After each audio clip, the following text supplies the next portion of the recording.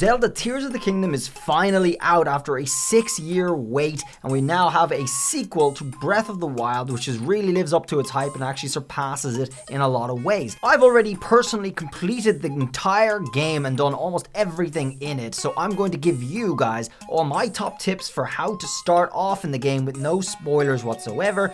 Just the best advice to make the best out of your experience from the very beginning. For the first tip, once you finish the shrine on Great Sky Island for the rising ability, just turn a little bit to your right and you'll see this tree stump here. Go ahead and use your rising ability underneath this to get your first piece of armor, which you're actually going to need in the first area. This is going to save you from having to do all the cooking and things like that.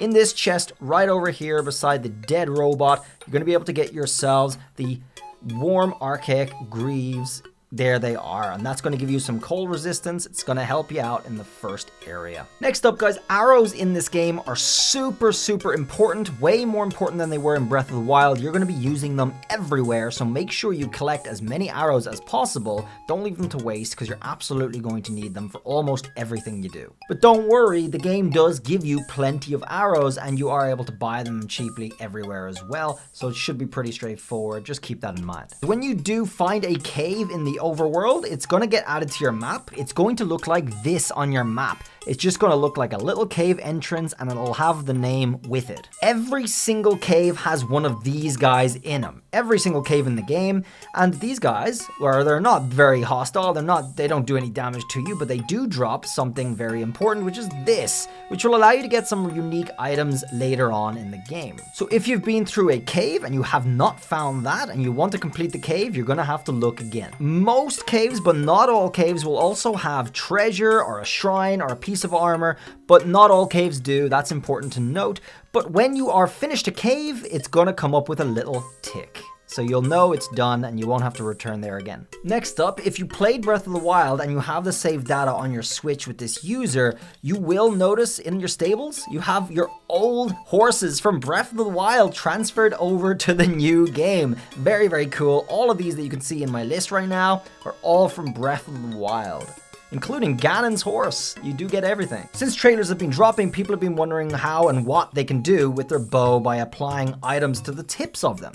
Well, by holding your ZR, you can press up and have your list come up here and choose any of the items that appear here. However, you don't want to apply a fan here, you don't want to apply a portable pot. If you press Y, you'll be able to order your items in different ways. And the most useful one here is the third option, by most used. You're going to have a handful of items you use all the time with your bow, and by getting to the most used option, you'll have them straight at the front of the list, very easily selectable. This, by the way, you're going to want to collect a lot of bomb arrows. They're going to be extremely useful and extremely important too. You have access to this place called the Depths from the very beginning of the game, and this is what it will look like. A lot of entryways like this will appear all around the world, and all you gotta do is dive right on in. But you are going to have a headache in this place, because this ain't just a loading screen. This is what it looks like in the entire area of the Depths, which spans the entire map of Hyrule, folks. So in order to get the headache away, when you're down here, the most useful way you're gonna traverse this place is to plant these bright bloom seeds in front of you as you go, because there's cliffs everywhere, there's trees everywhere. I didn't see that in front of me at all, and there's big drops everywhere as well. It ain't just a matter of running through here. You're gonna need these bright bloom seeds. So there are other options to light up your route. There's armor, there's elixirs. However, nothing comes close to this bad boy right here. This lights up a massive radius, and this is only the small normal ones you get all over in the caves. You can get big ones, and they do a massive job at lighting up the area as well.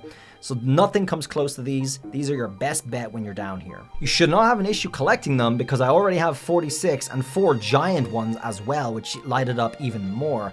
And this is only after the first island of the beginning of the game, the tutorial island. So very easy to find these everywhere. Another very important tip is, if you're in the sky and you have some important expensive device or a treasure chest, which is often going to be the case, and you drop it off the edge, it's gone. You can get it to reappear, however, by hitting plus, going into save, save your game, close your game, and reset it like I'm doing right now. Upon loading back in, it's all back where it should be, and this is going to be particularly important for the chests that bosses often hold, because you're going to go in bombs away with your bomb arrows, and that chest is going to go flying over the edge. And it's not just chests often that they have as well. So you're going to want to use this to get it back in place so you can continue where you left off. So very similar to Breath of the Wild, in this game, you can go straight to the result of a quest or a treasure and get it before you've even initiated the start of the whole thing.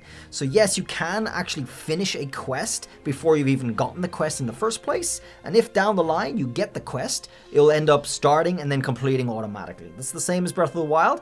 However, in this game, there's also something called old maps, which you can guess show you your way to treasures. Fortunately, you don't need to get the old maps to actually get the treasures. If you're doing your exploring, you'll be able to get them without the old maps just fine. The last tip, guys, is go and get auto build straight away. This is going to give you options to build the things that you want, that you've already made, and other things that you'll be able to get your hands on later throughout the game very quickly and easily. So this is something you can get at the beginning of the game. However, if you don't know where to look, you might not even get it until the end of the game. So I'm going to have a separate video for how to get this early and get it at the beginning of the game. Drop a sub if you want to check out that and other videos as they come. This has been it for the tips video. Surely this will help you guys get through it at the beginning and to the mid stages of the games before you're familiar with everything that's going on. Hopefully you found it useful right now. I know there have been some useful things in this video for sure that would have helped me if I had known them earlier on. Anyway, thanks for watching, everyone. Enjoy the game. I'll see you around in the next video. Till then, bye.